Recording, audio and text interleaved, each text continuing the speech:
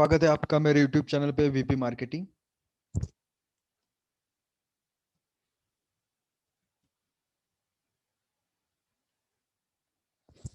स्वागत है आपका मेरे YouTube चैनल पे वीपी मार्केटिंग। आज हम बात करेंगे केस स्टडी के बारे में। आज हम बात करते हैं max New York life insurance company के बारे में, उनकी 3P स्ट्रेटेजी के बारे में। ओके, तो चलिए अपना वीडियो स्टार्ट करते हैं। बट पहले अगर आपने मेरे YouTube चैनल को सब्सक्राइब नहीं किया तो प्लीज़ सब्सक्राइब कीजिए।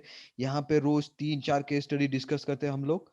और अगर आपने सब्सक्राइब कर लिया तो सबसे पहले आपको इसका नोटिफिकेशन मिलेगा। तो चलिए अपने वीडियो को स्टार्ट करते हैं। इन 1999 when the insurance sector was open to private players in India, Max India Limited tied up with the New York Life to form Max New York Life to provide individual and group life insurance solutions. तो 1999 में New York life,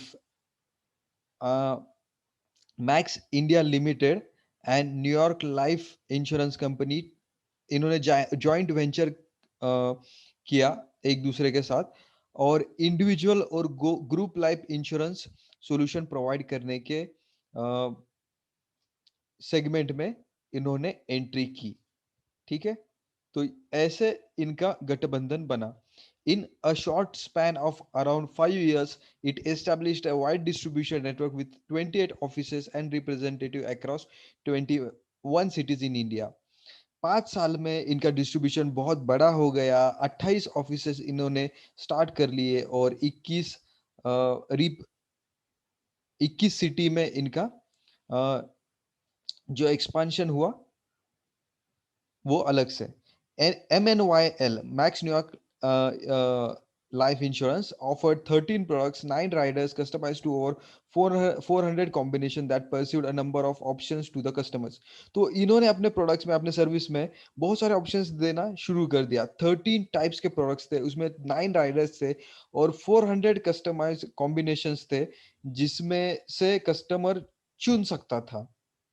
MNOIL mission, vision, and values were all directed towards becoming the most admired and preferred life insurance company in India. तो इन्होंने अपने mission, vision और values को इतना अच्छे से डिफाइन किया था, इतना अच्छे से बनाया था कि इनका मानना ये था कि हमें एक मोस्ट एडमायर्ड, मतलब मोस्ट प्रशंसा करने वाली, क्वालिटी देने वाली और सबसे पहले लाइफ इंश्योरेंस कैटेगरी में परचेस करने वाली कंपनी बननी है, नंबर 1 की कंपनी बननी है in short. They also aim to be the first choice for the employees as well as agents. तो सिर्फ कस्टमर के लिए नहीं, इनके एम्प्लॉयज के लिए और एजेंट्स के लिए भी इनको नंबर 1 बनना था। ये चाहते थे कि कस्टमर अगर लाइफ इंश्योरेंस परचेस करे तो मैक्स न्यूयॉर्क करे, और कोई एजेंट लाइफ इंश्योरेंस ज्वाइन करना चाहे तो ये मैक्स न्यूयॉर्क करे। In 2000, MNYL realized that to compete against LIC, the only large player in the life insurance segment, it had to build a huge network and implement a product differentiation strategy to gain customers.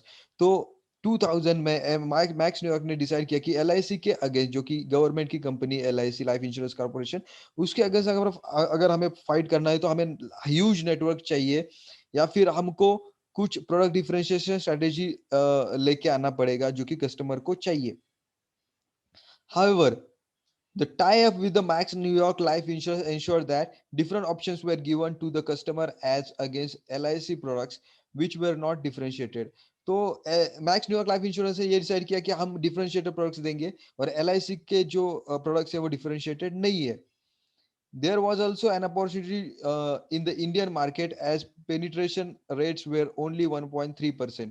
तो Indian market में जो life insurance penetrate किया है वो 1.3% है। मतलब India की पूरी पॉपुलेशन में सिर्फ 130 करोड़ पॉपुलेशन में सिर्फ 1.3%, तो लगभग 13 करोड़ जनता सिर्फ लाइफ इंश्योरेंस ले चुकी है। बाकी की जो 117 करोड़ जनता है, पॉपुलेशन है, उन्होंने लाइफ इंश्योरेंस नहीं लिया। तो ये बहुत ही बड़ा मार्केट है। अगर आप 100 कंट्रीज का पॉपुलेशन एक साथ मिला लोगे तो वो इंडिया के पॉपुलेशन के इक्विवेलेंट हो जाएगा। तो आप अगर इंडिया में बिजनेस करते हो तो आप 100 कंट्रीज में बिजनेस करते हो, और उसमें से सिर्फ 1% ही जो पॉपुलेशन है वो उन्होंने सिर्फ लाइफ इंश्योरेंस परचेस किया है, तो आपके पास 99% पॉपुलेशन वैकेंट है। तो वहां पे आप बहुत बड़ा जो मार्केट है, बहुत बड़ा जो अपॉर्चुनिटी आपके पास है। Insurance policy were mainly consider as a tax saving investment rather than risk coverage. तो इंश्योरेंस पॉलिसी टैक्स सेविंग के लिए परचेस की जाती थी, रिस्क कवर के लिए नहीं। The leading player L I C concentrated only on selling and very little qualitative advice was offered to the customer buying its insurance policy. तो L I C के एजेंट्स क्या करते थे, सिर्फ सेल करते थे प्रोडक्ट, उसके बारे में पूरी इंफॉर्मेशन नहीं देते थे। This service gap enable the customers oriented player like MNYL impress to the potential customers। तो यही इसी का जो वीकनेस था, इसी का जो LIC का वीकनेस था, उसके ऊपर हथौड़ा मैक्स न्यूयॉर्क लाइफ इंश्योरेंस ने मारा। और उन्होंने अपना एडवर्टीजमेंट ऐसे किया कि हमारे एजेंट्स बहुत ज्यादा इंफॉर्मेशन आपको प्रोवाइड करते हैं, ये सेल नहीं करते, आपको सोल्यूशन देते हैं, आपको एडवाइस करते हैं, आपकी सुनते हैं, आपको सही राह दिखाते हैं, आपको अच्छे सॉल्यूशंस, ऑप्शंस और इंफॉर्मेशन देते हैं। Max Union Life Insurance laid stress on training of agents as a personal relationships were the key to success in selling insurance। तो पर्सनल रिलेशनशिप यहाँ पे बहुत इंपॉर्टेंट होता है लाइफ इंश्योरेंस में। तो इन्होंने अपने एजेंट को ट्रेन करना चालू कर दिया।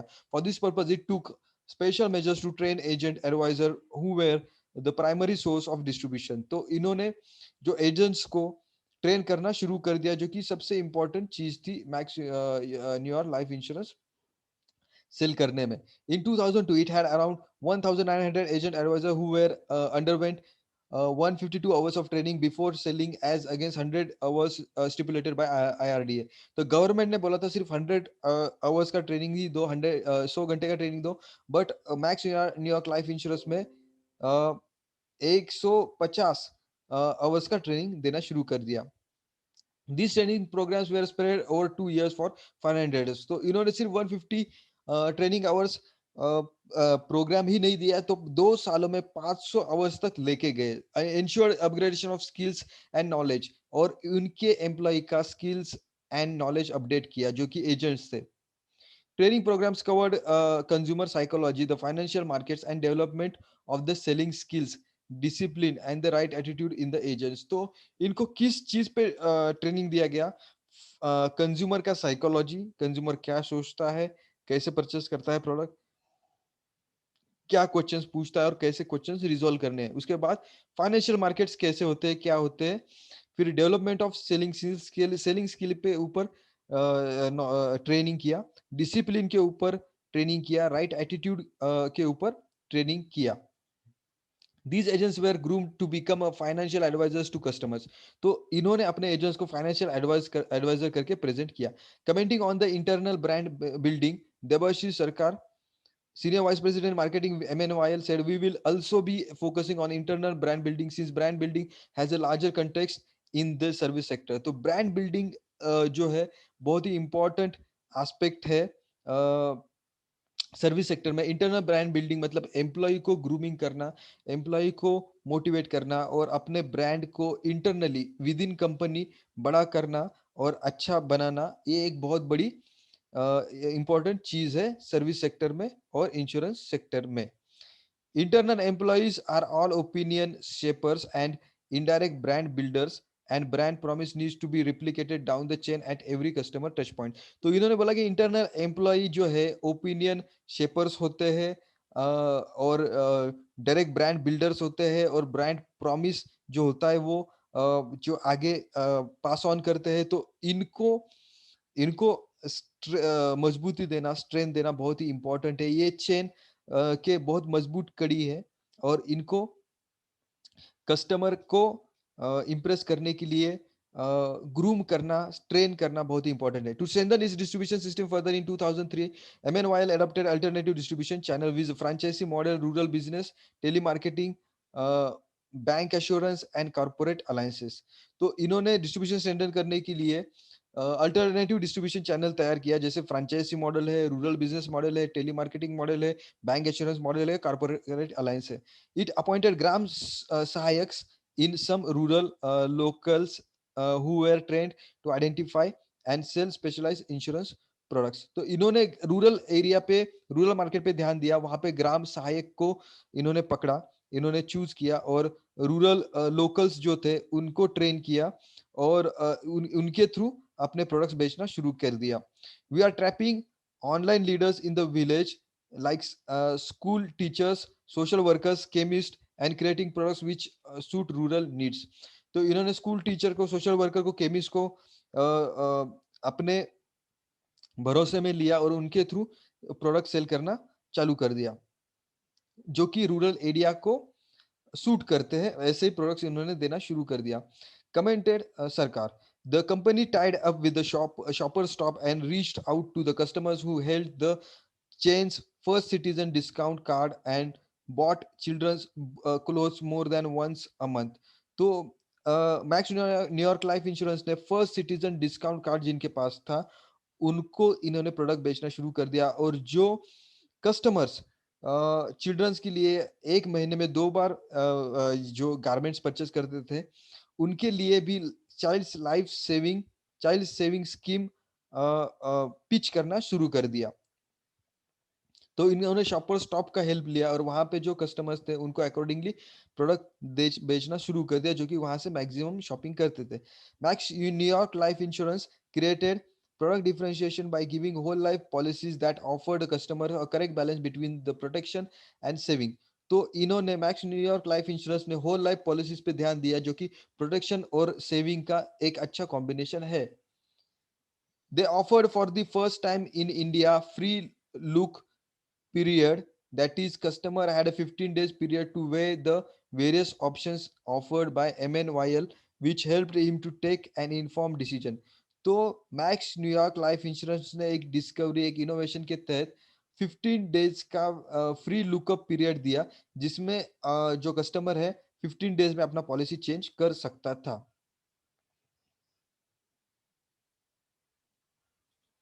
This standard was adopted by IRDA as a best practice to emulated by all the players in the Indian insurance market. तो IRD ने इसको एक अच्छा सर्विस बता के अप्रिशिएट किया और सभी को ये सर्विस मैंडेटरी कर दिया। इससे मैक्स न्यूयॉर्क लाइफ इंश्योरेंस का जो प्रमोशन था और बड़ा। They were also the first company to sell the policy with riders. Max New York life insurance ये पहली कंपनी बन गई जो कि राइडर्स सेल कर रही थी। For example 5 year term renewable and convertible policy and 2 riders attached to it with personal accident benefit and dread disease benefit. तो ये पहली कंपनी बनी जो कि 5 year term renewable and convertible policy दे रही थी, उसके साथ 2 राइडर्स दे रही थी, जो कि पर्सनल एक्सीडेंट बेनिफिट था और डीड डिसीज बेनिफिट था। तो ये 2 बेनिफिट उसके साथ एज ए राइडर करके प्रोवाइड किए कंपनी ने, which could be attached at the time of purchase of policy और लेटर। और ये 2 बेनिफिट आप परचेस पॉलिसी के अंडर ले परचेस पॉलिसी परचेस करने के टाइम पे ले सकते हैं या उसके बाद में भी ले सकते हैं, सब्जेक्ट टू सर्टेन कंडीशन। और उसके साथ सम कंडीशंस भी उन्होंने अटैच कर दिया। MNYL also offered a specialized rural policy provided term insurance for rupees 10,000 for a sum of rupees 100, which was affordable to that particular segment of society.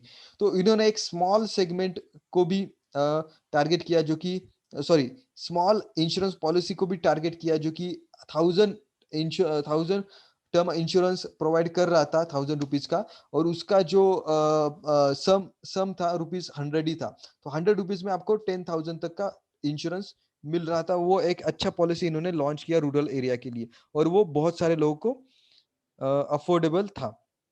MNYL offered cash bonus in May 2003 to its whole life policy holders. तो MNYL ने 2003 में whole life policy holders को cash bonus देना भी शुरू कर दिया। Who joined before February 6, 2002, जो कि 2002 से पहले ज्वाइन किए हुए थे।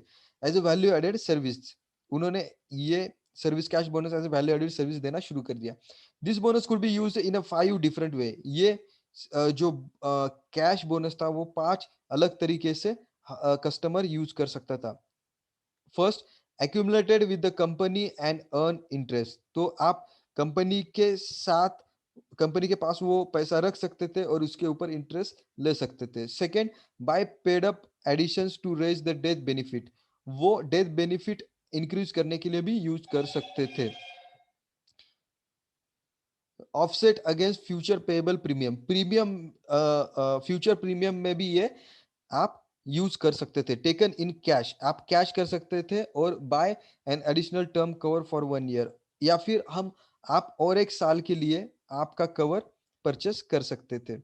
In 2003, MNYL realized that it needed new workflow system as the existing one as unable to meet the customer requirement efficiently. तो इनको रियलाइज हो गया कि न्यू वर्क फ्लो सिस्टम भी चाहिए, क्योंकि अभी जो सिस्टम है वो इनफ नहीं है। Therefore it Tide up with the न्यूजन to supply business process segment tools. तो इन्होंने न्यूजन के साथ टाइप किया business process management tool supply करने के लिए। This technological improvements help to reduce the turnaround time for customer request by 45%। तो इनका इससे जो टेक्नोलॉजिकल एडवांटेज मिला, इंप्रूवमेंट हुआ, उससे 45% टाइम रिड्यूस हो गया, सेव हो गया पॉलिसी प्रोसेस करने में।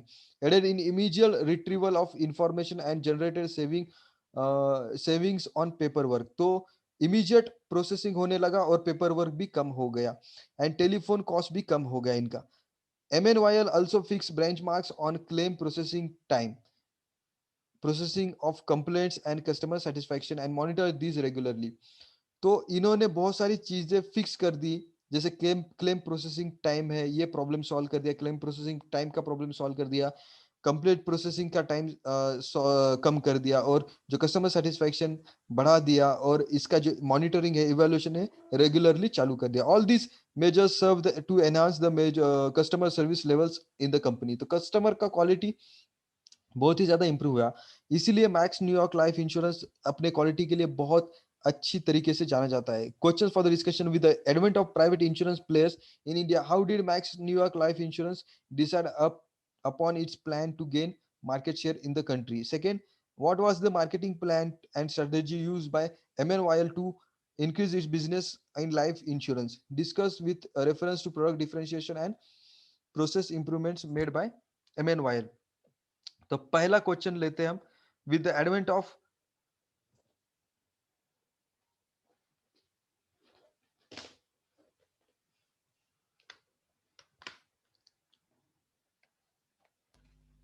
with the advent of private life insurance players in India, how did Max New York Life decided upon plan to gain market share in the country? तो इसका answers आपको यहाँ पे मिलेगा कि इन्होंने अपने प्राइवेट सेक्टर और गवर्नमेंट सेक्टर के जो कंपटीटर्स थे उनको compete करने के लिए क्या सोचा कि कैसे हम अपना मार्केट शेयर बढ़ा सकते हैं।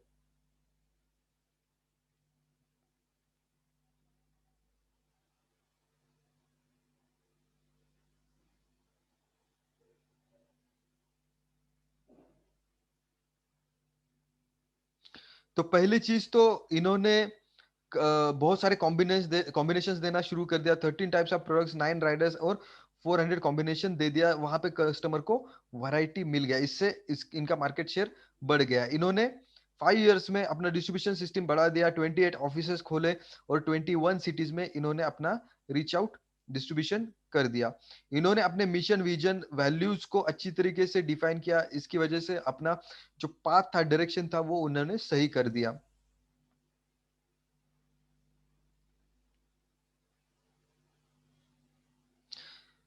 LIC में इन्होंने ये आइडेंटिफाई कर दिया कि 1.3% इंश्योरेंस सिर्फ 1.3% पॉपुलेशन सिर्फ इंश्योरेंस पॉलिसी परचेस कर रहा है, बाकी के नहीं। और वो सिर्फ रिस्क कवरेज के लिए परचेस नहीं कर रहा है, टैक्स बचाने के लिए परचेस कर रहा है। तो इन्होंने सही सेगमेंट आइडेंटिफाई किया। इन्होंने आइडेंटिफाई किया कि 99% लोग परचेस नहीं कर रहे हैं, और जो भी कर रहे हैं वो टैक्स लेने के लिए कर रहे हैं। तो उसी की वजह से उन्होंने पेनिट्रेशन करना चालू कर दिया रूरल मार्केट में। और जो LIC के जो एजेंट्स थे वो सिर्फ सेल करते थे, प्रॉपर एडवाइस नहीं देते थे, प्रॉपर प्रॉपर इंफॉर्मेशन नहीं देते थे।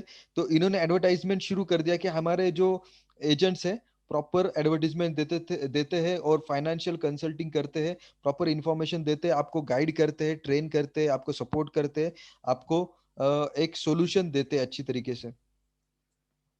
इन्होंने ट्रेनिंग पे भी फोकस कर दिया, जबकि गवर्नमेंट बोल रहा था 100 आवर्स का ट्रेनिंग चाहिए। इन्होंने 2 साल में 500 आवर्स का ट्रेनिंग देना शुरू कर दिया। इन्होंने इंटरनल ब्रांड बिल्डिंग शुरू कर दिया और अपने एजेंट्स को स्ट्रेंथन करना, सपोर्ट करना, ट्रेन करना शुरू कर दिया। इन्होंने रूरल मार्केट पे फोकस किया और रूरल मार्केट के जो स्पेशलाइज कंडीशंस है उसके हिसाब से अपने प्रोडक्ट में चेंजेस किए और रूरल मार्केट को जैसे इंश्योरेंस चाहिए था वैसा इंश्योरेंस देना शुरू कर दिया।